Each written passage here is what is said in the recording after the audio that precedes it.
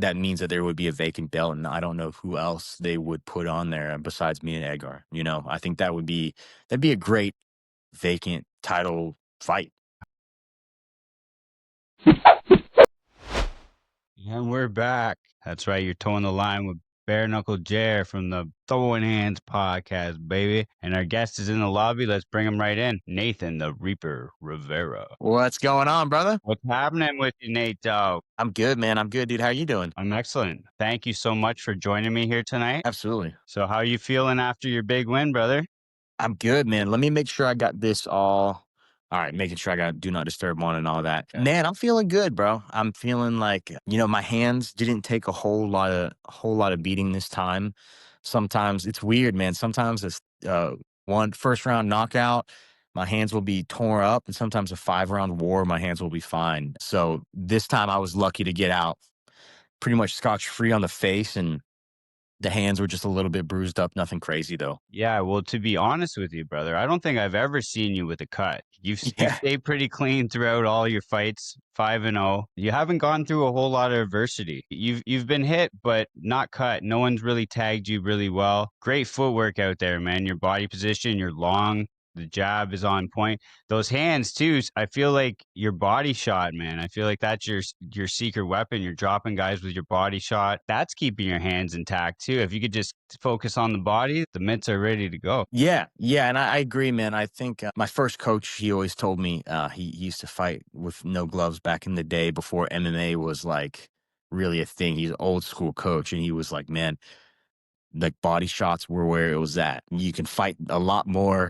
a lot longer if you go for the body, and it kind of always stuck with me. And it's funny because like that straight right to the body, it's one of my best weapons. I mean, I've dropped people, amateur, professional, MMA, boxing, bare knuckle now, just all around the board. That was one of my strongest shots. So it is cool to let that fly in there with no gloves. I think it even hits a little bit different. Yeah, I can't remember which one it was. You hit him, and then it was like a delayed reaction.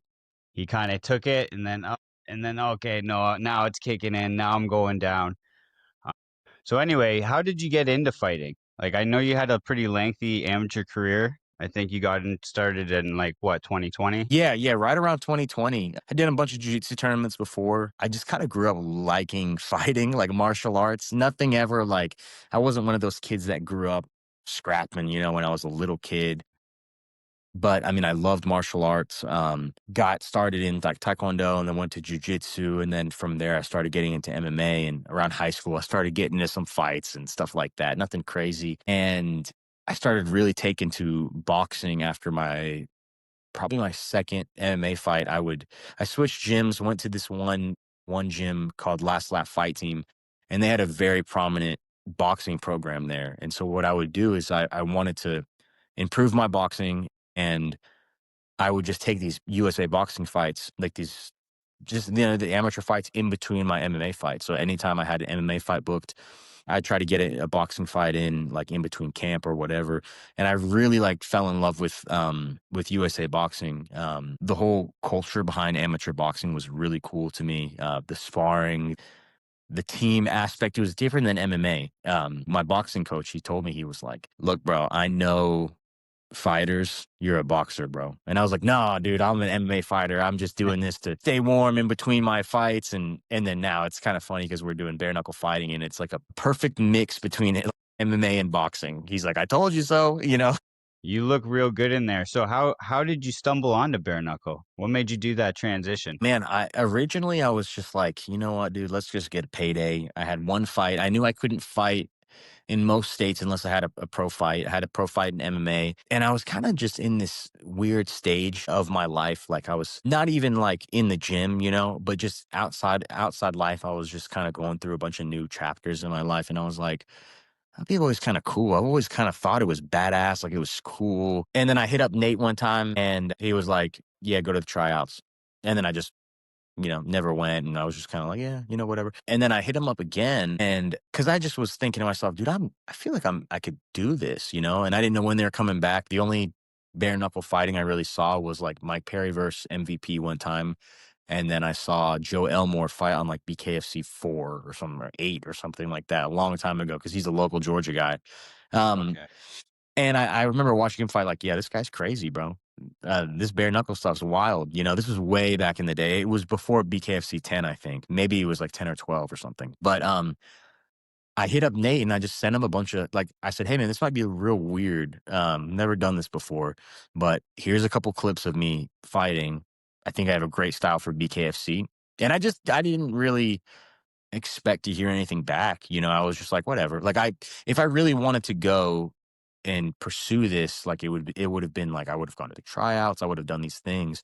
And it's funny because I went and I sent him those clips and he's like, "Hey, are you free in July or whenever it was?" And I was like, "Yeah." And then once I started fighting, I was like, "Oh yeah, this is my new priority, bro." Like I haven't been back to MMA practice since my debut. So it kind of like beginning was not very invested and then immediately I became very invested. Well, man, you look comfortable out there. And there's like usually when someone comes in and they have their first fight, you can kind of, they're kind of you have to get to know it a little bit, feel it out a bit. Maybe it takes a round if it even goes that long, if they don't get finished. You came out, you look comfortable. Like if you would have said, "Hey, this is Nathan Rivera 5-0 on your first fight," it was believable just because of how you were moving in there. You were flowing. He was pretty respectful before the fight with the words, but I noticed when you went to give him that fist bump before the fight, he kind of shunned you, but you immediately flipped him the bird, and I could Yeah. tell right then and there. You know what? It doesn't matter at all. It didn't affect you one bit. You were just like, all right, fuck you. Doesn't matter either Yeah. way. Did that light a fire under you? Because he almost looked like he was worried after that, after you flipped him the bird.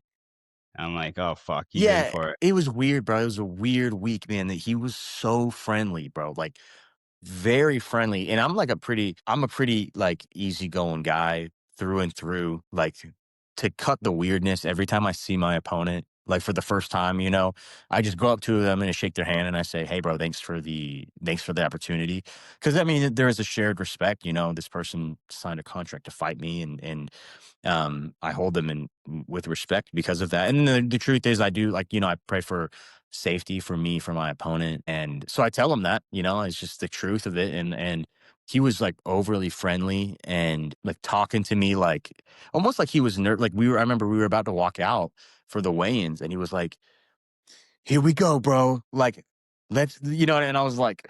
All right, cool, whatever. You know, it was like it's kind of strange. So he was so friendly, and then when I tried to fist bump him, he just he was trying to, like, put on for the camera maybe, and, like, hindsight, I'm a different man than I was you know, I'm a different man today than I was then, I probably wouldn't have flipped him off, but, you know, I was just like, "Alright, let's go, bro."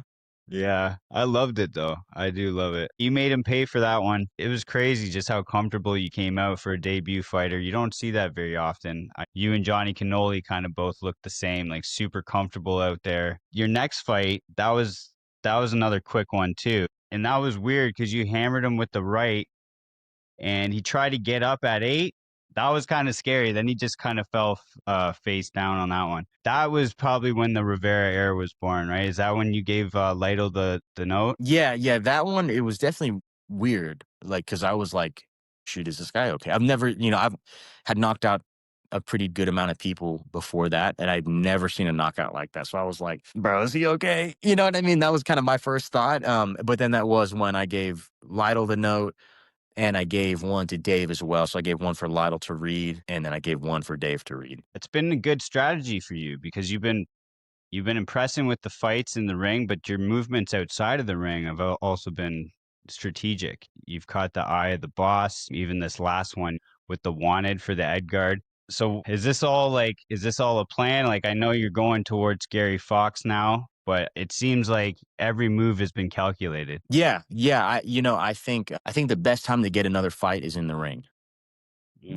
That's my opinion. You know, we got I mean, you know, you work for BKFC, so you know the amount of folks that we have on the roster. You know, the 45 division is just stacked, bro. And I don't want to get left behind. I don't want to get forgotten. I want to stay active. So in my opinion, the best time to get a fight is right there in the ring. So if I can secure that, I'm good to go, you know? And Dave's a man of his word, man, when it comes to getting me fights. Like I wanted to be on the Canada card really bad after my fight against Alex Castro in Florida.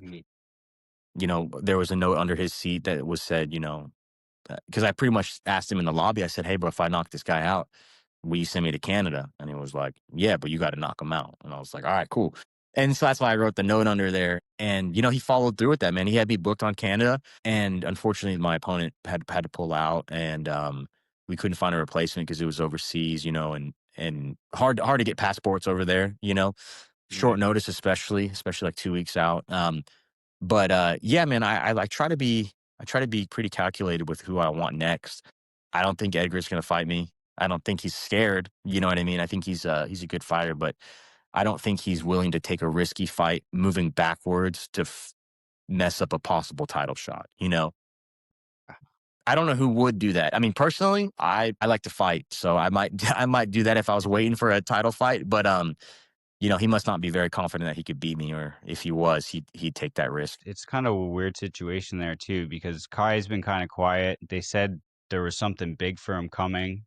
It kind of seemed like he might move up. Have you heard anything behind the scenes on that? Because like I do think Edgard deserves a title shot, but you know what? I feel like you versus him some down the line is definitely a fight to make as well. Yeah, and I had called Edgar out in December of last year, right? So almost a year ago. Heard no response from him. I called out Tommy Stratum, Edgar Pazzola, and then a guy out of Canada. Only response I got was Tommy. Tommy had the stones to step up, and we got that fight made. But I don't know, man. I haven't heard much behind the scenes. If, like you said, if he does decide to move up or down or whatever he decides to do, that means that there would be a vacant belt, and I don't know who else they would put on there besides me and Edgar. I think that'd be a great vacant title fight. I agree. And I would love to see that fight. I think that'd be a great fight for both of you. I like that you want these tough fights too. Even the Tommy fight, I saw you briefly afterwards in the food court there at the Soaring Eagle. And you seemed a little bit disappointed, but I thought it was a flawless performance. You didn't take any damage. You didn't look like you were in a fight, and you put him out. You made another impact on the crowd. You had the Edgard call out. I love the Gary Fox talk too. I feel like that would be a great fight. But if it is a vacant title, I do believe you and Edgard is the fight to make. Yeah, I think that'd be awesome, and that'd be an answer to prayers. I want to do things that the people ahead of me haven't been able to do, right? So Kai Stewart, he wasn't able to put away Tommy. I was able to put away Tommy. Edgar Plazaola wasn't able to put away Gary Fox. I'd put away Gary Fox. So like, I guess what I'm trying to do is if I can't move up, I'm kind of in this weird gray area where I'm not going to fight Edgar because he wants to fight for the title, and I'm not going to fight Kai because I can't jump Edgar. So I'm kind of in this weird in between thing. So I started thinking to myself, what am I going to do in the interim? Am I going to wait a couple months to fight? And that's not me, dude. I want to get after it. I want to fight. So I started thinking, all right, if I'm not going to fight those two guys, I need to continue to do things that they couldn't do to just kind of strengthen my case to fight for the belt. And if I were to fight Gary, I'd put him out. It would be another one of those things where, the champ couldn't do something and I did it. The number one contender couldn't do something and I did it. So like, I'm trying to just strengthen that case to really fight for the belt. You're on your way, man. You like it can't be avoided. Sorry, my daughter. You're good. You're good, dude. Okay, come on, come say goodnight. I'm You catching. gotta say goodnight to your daughter, bro. You got to, bro. I did already, but you know what? I'm catching. I'm going to California. You want to say hi? Just quickly. I don't want you on the internet, so I'll probably cut this out. I got you. Hello. Say hey, champ. Okay, go to sleep. Okay, I'll see you in a bit. Are you about to go head out to California? Yeah, man. I'm catching a Let's flight. go, bro. Let's go. I'm pumped. I'm fired up. Where is that? BKFC. I Is got that is that Southern California? Palm Desert. Yeah, is that SoCal? To be honest, bro, I don't even know. I'm in I don't. And I'm Canada. from California, bro. Oh, you're in Canada? Bro, even after the Alex Castro, Yeah, after that fight, when you called out the guy from Canada, I was like, I didn't know who he was. So I was like, who is this Eric guy? I'm like, did he piss you off or something? that guy. Yeah, he. I mean, he was the only reason I called him out was because he was 2-0. That was it. Like nothing personal. You were just 2-0. Dude, I want to go to Canada. So you live in Canada, bro. So I'm half Filipino. There's a ton of Filipinos in Canada. I Oh don't know yeah, some of why. my best friends are Filipino, brother. You are so you've been invited to the cookouts, bro. So you're up to date. Oh yeah, let's go. So I wanted to go fight in Canada with like my team. I wanted to go fight in front of a bunch of Filipino folks and like yeah, it was his name. Robert is his name. I was just like, yeah, he's 2-0. He's undefeated. Like that'd be a fun fight. I would be undefeated. He'd be undefeated. It could be a good co-main or main or whatever. But dude, he did not want to fight, bro. He was like, I think 2 weeks before, he like tried to ask for like 10 extra $1,000. I don't know how much it was, but he just tried to like ask for a whole bunch of money and was like, I'm not doing this unless I get this money. And the BKFC was like, okay, sorry. Like, Yeah, I was feeling like a casual because I was like, man, I don't even know who this guy is. I haven't yeah, seen, but you know what? We don't have enough BKFC presence in Canada, right? We've only had a couple cards in Edmonton. It's hard to get sanctioned over here, brother. yeah, I wish there was more, dude. BKFC, dude, I don't understand how y'all do it, bro. I mean, dude, you guys are like every weekend. I'm like, this is insane. If I worked for the BKFC, I would be racking up my sky miles, bro. Bro, I don't even work for them. I'm trying to work for them, You but don't I'm work not. for BKFC as it is? No, Dang, you could have fooled me. no, I thought you bro. worked for BKFC. Soon. Let's go. Yeah, let's I go to enough events. What about you, bro? When do you want to get back in there? Knuckle Mania's in February. There's a card. I think December's a little too soon for you, but you look like you'd be ready to jump on a short notice. Someone dropped out. short notice for 45 are hard for me because I walk around 175. To get down to 45, it's a process.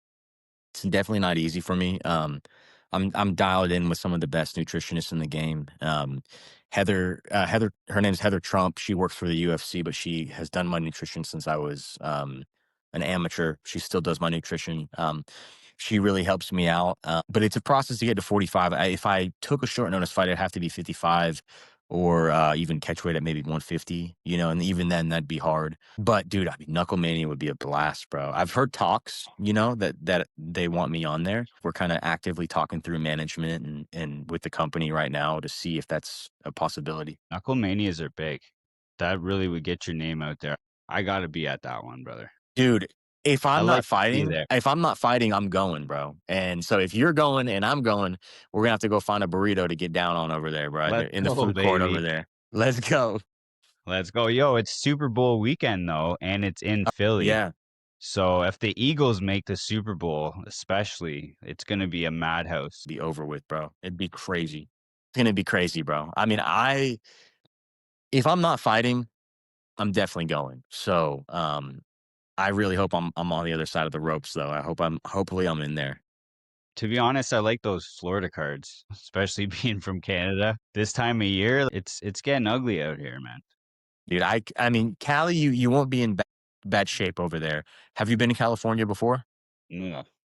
All right, dude. You need to go to In-N-Out Burger, bro. You can't go home. Okay. You cannot. So I'm from Southern California, and you got to go to In-N-Out Burger, and you got to get a double animal style with a chocolate shake. You'll be good. I feel like you're speaking my language, bro. I have heard of it In and Out. I know what's the Fat Burger? Is Fat Burger a place too?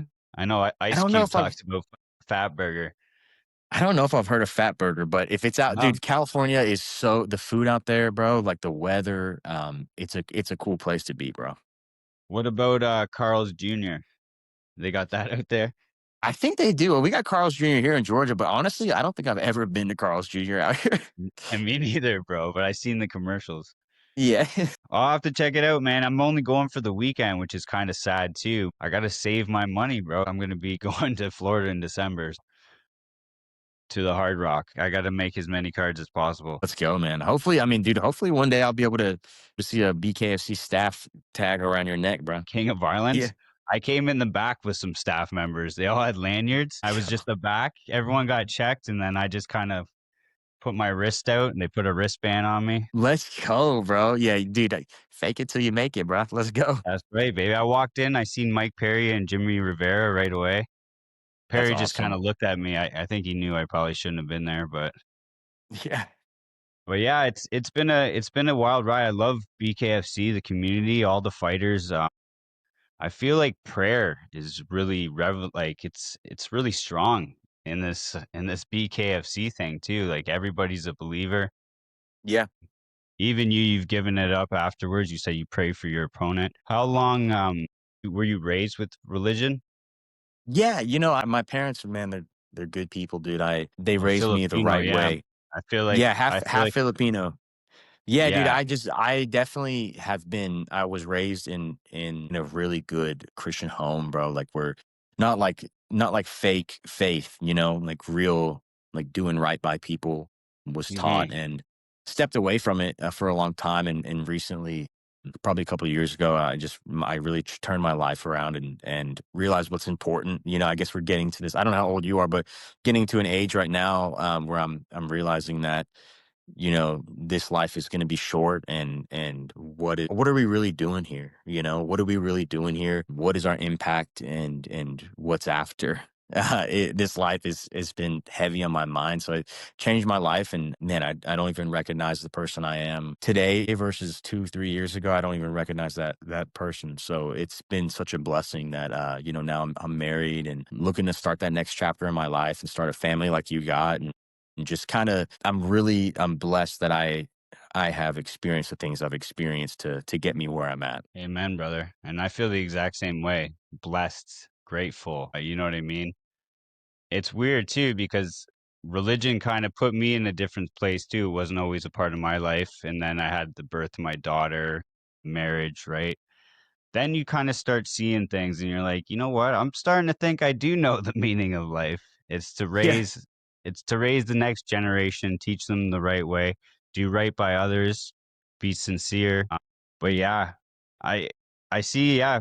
When did you get married? September? Was that this Yeah, year? yeah, we got married, yeah, like 2 months ago, maybe 2 months and some change. While I was supposed to get a fight before that and then be able to be, fat and happy for my wedding and honeymoon, but it didn't turn out that way. We had it pushed back. So, my wife, she supports me in this job that I'm doing, the sport, it's crazy, and she supports me 100%. So, even when we were on our honeymoon and I had to jet out and hit a 3 mile run, or I had to go to the gym down the road and train, or had to go do a hit workout on the beach, while she's in the water or sitting on the sand, like she's super supportive of me. So going through the wedding and the honeymoon, it wasn't even like it was a trouble or a hassle to be in camp. It was awesome. It's a big difference when you got a supportive woman by your side.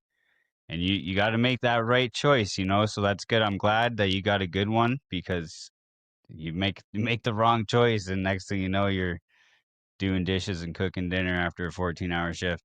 No, seriously, yeah. Congratulations again, brother. Thank you, bro. I'm happy for you. Lots to come. I'm sure you guys are thinking about having kids. Yeah, yeah, absolutely, man. And that's kind of why this fight in particular was kind of like a different mindset for me. I didn't really expect a big shift to happen when we got married. We had lived together already. We owned a house together. Only for a couple months had we owned this house, but I mean, the shift that happened in my training and in my motivation, it was so drastic and so distinct that I was like, wow, this is different. It was a very big drive to like want to make this work and want to make it work soon. God's timing is never wrong, and I'm going to do everything I can to be able to have that time, man. I mean, if I don't know how long I got in this game, dude. I'm 28 years old. Maybe I got 10 years. If I can retire from my day to day job and just focus on training and spending that time with my family, I don't know what would replace that. I don't know what number amount could replace that, man. I mean, to wake up, see my family, go train, come home, and then do it again. Do a two a day, morning session, evening session. Still see my family because right now, as it is, I leave the house around 7, and then I don't get back till around 9:30 from Mm, training, and that's not very doable if you have a family, especially not a newborn. So, um, the motivation to really make a splash in this company is it's higher than it's ever been. no doubt. Ariel made some comments. I don't know, you know Ariel Hawani? Yeah. He made some comments about bare knuckle after the King of Violence. He said a lot of nice things, but he also said, "Hey, all he sees is the big fights. These guys coming in, MMA fighters."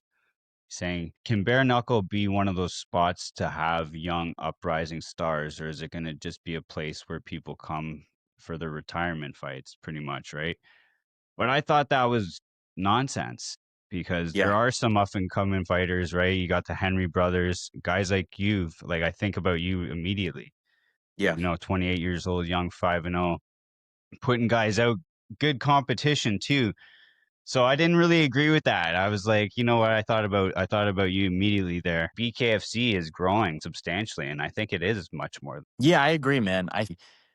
It was and is very necessary for BKFC to get those big fights, to get more eyeballs, to get more recognition. But it's just crazy because like when these guys come in and they got these big fights, like I'm just slowly building, I'm building and building and building. By the time that some of these guys, they fight once or twice a year, by the time they get to 5-0, I'll probably already be 12-0. I'm just going to continue the path. Hopefully this doesn't sound like cocky, but I don't think I'm not really preparing for these BKFC athletes. What my mentality is I'm preparing for these ex UFC veterans that have 40 plus fights. That's who I'm preparing for. The BKFC guys, because they're all BKFC guys, right? You have these different layers, right? You have the the fresh guys like me, right, with not a lot of fights. Then you got like the ex UFC guys, right, and ex boxing guys, and there's like these distinct differences, right? And it's just experience level, and these guys deserve to make the money that they make because they've built something incredible. I have one fight outside the company. Some of these guys, like Jeremy Stevens, has like 50 fights. You know what I mean? So to say that we should get paid the same is ridiculous, man. This guy's put blood, sweat, and tears his whole life in one of the biggest promotions in the world. Those are the type of guys that I'm preparing for. Those guys with the deep UFC records that have been fighting great competition. When I kind of clean up the division, I'd like to move on to those bigger names. Yeah, I get a big payday. Yeah, Somebody would you like to fight somebody like Jeremy Stevens? He says he's the hardest one hitting 145er, but he'd probably be yeah, fighting 155. Let's get real. yeah. I don't know if he would ever get down to 45 again. I mean, that'd be an incredible fight. It'd be so fun. I'd take it in a heartbeat. I don't know what that does for him. This is a business. This is definitely a business. Like him fighting Nathan Rivera, who's just 5-0 and doesn't have any prior experience, it's not a big sell. But Not when you yet. strap a title around my waist and I'm the face of the 145 division, things change. So that's kind of my goal. If I could paint it out, it would be to continue to climb the ranks of the 45 division, which is only two more people. Take those two out, have a belt, and then kind of move to where, what would be next? Would it be a 55 title next? Would it be a big money fight next? Would it be an ex UFC guy? That's kind of where I'm looking. I don't want to say I'm looking past anybody, but I'm definitely setting my sights on the bigger prize fights. There's a lot of big names in 155 as well. Yeah. I feel like you would do really well in that division as well. I do want to see you fight for the title though, and if that is vacant, you and Edgard would be a great fight. So anyway, day job. Are you still doing are you still welding? You got to get up No, early tomorrow? I do have to get up early tomorrow, but I will not be welding. I work in a company called Gas and Supply, and it's a welding sales job. So I'm in outside sales. So it's a lot better for my body. I used to be under the hood doing construction, doing welding, and it was just hard for me to do that for 10 hours a day and then go train for 4 hours in the evening. It was very hard. So switched it up, and now I just drive around, and the most physical labor I do is sometimes loading some heavy wire or gas tanks in the back of my truck. Well, that's good, man. You got to save your energy for the ring. We need to see you Yeah. back in there soon. Um, American Top Team. Are you still involved with American Top Team under Douglas Lima? Yeah, yeah, I'm with Douglas and Diego Lima over there. They own American Top Team, Team Lima. My direct coach and trainer is Brantley Furr. He's the guy. He's in all of my fights, man. I mean, it's like he's like playing a video game almost. He calls out things from the corner. We work so well together, man. He sees things that I can't see in there, and he calls it out, and I follow what he says, and the person's on the ground. So it's awesome, Yeah. man. The dynamic that we have with each other is awesome. Yeah, that's cool, man. So you were you born and raised in Atlanta? No, I'm from Southern California Oh, originally. Southern Cal, yeah, sorry, I Yeah, forgot you said SoCal. that. No, you good, man. I'm from Orange County over there in, like, Garden Grove area, kinda by Huntington Beach. I don't know if you went to the LA show. I forget where it was at in LA, but it was a LA show for BKFC. I think the main event was Bovar versus that one guy that has a real fast knockout. Man, what's that guy's name? Peralta knocked him out in like 5 seconds. I can't think of it. Fuck, there's so many, man. I BKFC's like know, all fast knockouts. I know it, I know it.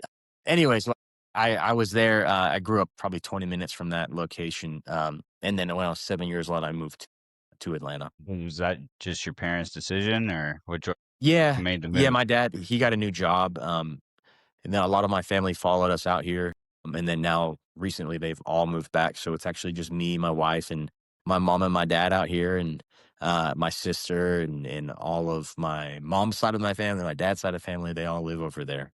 So, are you still getting out for those, annual hunting trips? Man, it's so funny you said that because my friend, so we would go on these hunting trips all the time. I have a couple full schedule this week, and I couldn't go out to the trip.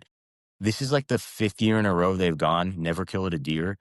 My friend texted me today and was like, "Trent just got a deer." And I was like, "No way, bro. Send me a picture of a deer, bro." And I was like, "Are you kidding me, bro?" It's like the hardest type of hunting we do out there. You're not sitting in a blind with a bunch of corn and just like waiting. You are Yeah. like hiking into the woods, cold as all get out, bro. Like waking up at 4 in the morning, going out there. It's like 20 something degrees in the mountains, no service, like, and we go sit in a bush or something for like 8 hours. And it's hard hunting, bro. Like I've never done easy hunting. I really want to, but I could not believe it, bro. When he sent me the picture, I'm gonna send it to you after we get off here on Instagram. I was just like, "Dude, is this real life, bro?" The one day, and he texted me back, and he was like, "Yeah, bro," because I've been doing like meetings a lot with fight related stuff, and a couple sponsor meetings, and a couple speaking events and stuff like that. And he was like, "Yeah, man, the price to be famous." I was like, "Not there yet, but close." That deer jerky's real good. A guy from work got a deer this year, and he brought in some deer jerky, it was good. The BKFC, the fight game, it consumes you. Me as a fan, all I do is watch fights. I Yeah, used to love hockey, football, and now I'm, like, not paying attention at all. NFL, even UFC, I'm barely paying attention. I'm the same way, bro. So what do you do for work? I work on for a company that makes rail cars. Okay, So the department I'm in moves the rail cars around. I work in a rail yard. I'm the supervisor. I nice. used to drive the train. I've done the grunt work. Now I'm kind of sitting in the office, Let's trying go. not to work, but still getting the hands dirty. Yeah, yeah, It's that's been cool that early mornings this week, 5 yeah, a.m. yeah. That's cool that they work with you about your traveling and getting out and still doing what you love, man. I mean, dude, the athletes wouldn't be on the platform that they're on, and we wouldn't be able to have a voice without folks like you giving us a place to talk about this stuff. So I'm really appreciative, bro. Well, I appreciate you coming on with me, bro. You seem like a great guy too. So I was excited. I was excited to have you on today. um, and hear your story. But yeah, it is a handful of like, with you got the wife and kids working, but I love it, man. It doesn't really seem like work. And I get to meet people, I get to meet fighters with that champion mind state. It starts to make me believe I could do something out here. So I really owe it to you guys Yeah, yeah, for absolutely. sharing your story with me and your mindset and you know what I mean, you're goal oriented. You got the title, focused on the title. So let's go. Maybe we could both be champion, buddy. Let's go. Let's go, man. Let's go. I do want to see you back in there soon. Hopefully, Knuckle Mania. That's a big card. I think that would be perfect to keep the Rivera era rolling. Yeah, man. I think that'd be awesome, bro. Before the next one, and before and after the next one, man, we got to get back on Oh, the interview on the 100%, man. podcast, bro. I would love it, man. I appreciate it, bro. No, for sure, bro. I actually want to see you live again. That was a blessing to see you get busy live in there. That was a great card, by the way. Michigan was Oh, dude, tons of fun. that last fight was Oh, insane, man, bro. bro, I had to Yeah, the Mohawk. There you go. get the tea. That was That's nuts. crazy, bro. They showed up for him. Those Yeah, foam mohawks were all over. The whole fucking crowd was riddled with them, and everybody was standing up. It was great vibes in there. It was 9 finishes. You know, when I'm at these events, it's just going by too fast. You know, I'm Yeah, it looking, goes I'm like, quick. it's coming up on the co-main. Like we need one to go the distance. Never thought I'd It say dude, I that. will say this, bro. I will say I don't know if you've seen I mean, you've definitely seen a BKFC event with the big ring. Dude, that small ring is like yeah, bro, it's like, yeah, we're not getting out of the first round. No, Like, that it's thing's crazy, bro. I'm surprised anything went to the 5th round, to be honest. Because when you see it up close in person too, it's like, "Holy fuck, that's it?" That's like Tiny, 2 bro. phone booths. Oh, it's tiny, man. I remember walking in and I'm just I know I fought in there 3 times. I fought in the big ring twice. I know what size it is, but every time I walk in the venue for the first time, I'm like, "Oh my god, that thing's tiny, bro. I'm screwed. It's so small, bro." You look good in it, man, but yeah, like, for someone like you that likes to move around, I feel like you know, the big ring's more suitable. The Yeah, small yeah, one's absolutely. exciting, but it makes for a short night. Yeah, no doubt. Perfect for fight nights. Perfect for fight nights for sure. Yeah, I guess it makes sense. But yeah, I can't wait. What do you got any predictions for, this weekend? What do you think's gonna happen with Dyer and Hunt? Man, if I had I don't dude, honestly, dude, past 155, I don't watch the fights a ton. Like, I watch them, but I don't, like, keep up with them, like, stylistically the way like, I'm like a sicko when it comes to, like, the 45 and 55 division. Like, I have notes on everybody. Like, I know, like, a lot about all these guys and their fighting styles and stuff like that because I know it's gonna be a possibility that I'll fight them. But the bigger guys, I don't keep this close of tabs. It's kinda hard to bet against the juggernaut. This fight is different, bro. Josh Dyer's been on a tear, bro. I haven't seen people put people away the way he does. So, I'm excited, bro. I mean, it's gonna be fireworks either way. I'm super excited. Yeah, me too, man. That Richmond fight, that was like I thought maybe, maybe I could get in there for just one bare knuckle fight. And I seen Richmond, I'm like, maybe That thing was not. sliced and diced, bro. Maybe not. I thought it would just give me some more credibility for the podcast. There you go. Heck yeah, bro. Okay, what about we'll go to the smaller weight class then, 135. What do you think about Reber and Ibarola fighting for the Man, vacant title? they're pretty sharp guys, man. I think that there's, that 35 division's interesting, right? I think there's a lot of sleepers in the 35 division. One person in particular I could think of is my boy Papa G. You know, he's 3-1, not even in the top 5, which is ridiculous to me. That guy's got hammers for hands.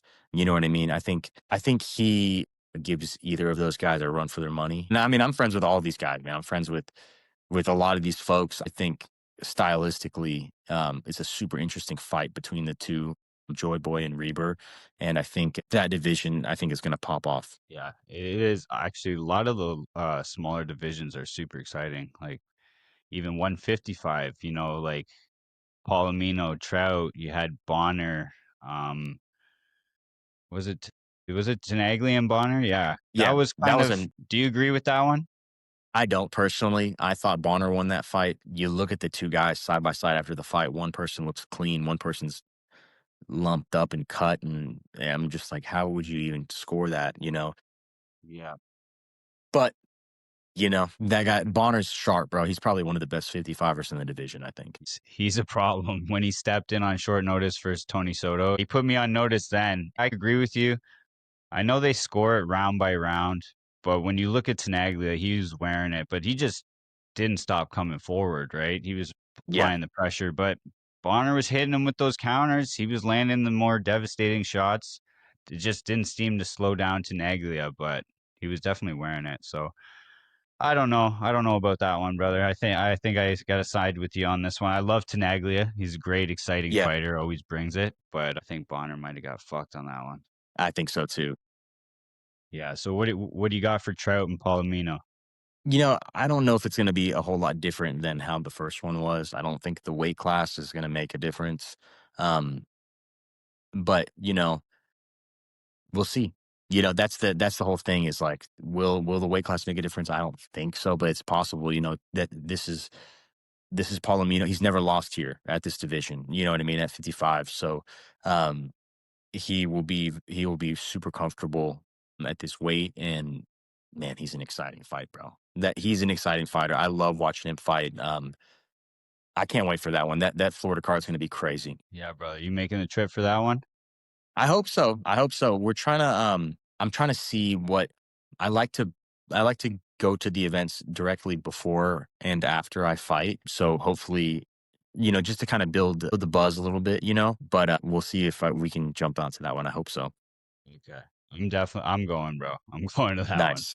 Let's I'm go, ready. dude. I got my flight booked. Let's go. Yeah. Yeah, I'm excited. But anyway, Nate, thanks for joining me tonight on the Throwing Hands podcast. I'm sorry my daughter interrupted. You're good, bro. You're good. It was bedtime. Daddy's got to say goodnight. You're going to get there too, brother. You're going to be there I know soon. it. I'm going to be there soon, bro. I already know it, man. And then you're going to be like, wow, this is way more important than fighting. Yeah. Yeah. Straight up, man. Straight up. It is. But yeah, congratulations again, man. I wish you nothing but luck inside and outside of the ring. You want to shout out some sponsors before we get out of here? I'd love to, bro. I'd love to, man. Anytime I'm shouting out sponsors, dude, I always got to shout out Barber Orthopedics. Through and through my career, I wouldn't be here without them. I wouldn't have just the mindset from hanging out with Scott and Brad. These guys are awesome. I don't know if my hands would be able to take it if I didn't have their help. There's so many people though, man. I mean, like Triad Mechanical, Loganville Ford, Icon Meals. I mean, Good Landing Recovery, the Mortgage Godfather, like all of these companies, man, when I go in there and fight, I don't even feel like I'm fighting with myself. I feel like I have a whole team behind me of just good people, man. Good people that love me and care about me. And they care about me for me, not for what I can do, not for my record or anything like that. So to have these people backing me, I mean, it's a answer to prayers and it's a dream come true, man. Yeah, man. And you know what? It does go beyond. It's nice to see humble, good people in there fighting too. Good faith, you know what I mean? People are like, "Oh, fighting, it's violent." But it's a discipline, and I feel Yeah. like people that are fighters keep more of a level head. They have got nothing to prove. They know what they can do. They're gonna keep the ego aside, and I feel like most of the time they're more peaceful. Yeah. Yeah, I totally agree. I definitely agree with you, brother. Yeah, it's great to learn a discipline. And actually, I think everybody should learn something. Yeah. Yeah, absolutely. Well, I appreciate you having me on, bro. For real, man. Thank you for the time, bro. Of course, brother. You enjoy the weekend, enjoy the fights, and hopefully I'll see you in Florida, brother. I'll see you soon, brother. Thank you so much, man. Let's go. Yes, sir. I'll catch you Have a soon, good one, brother. brother. Talk Yes, sir. soon, buddy.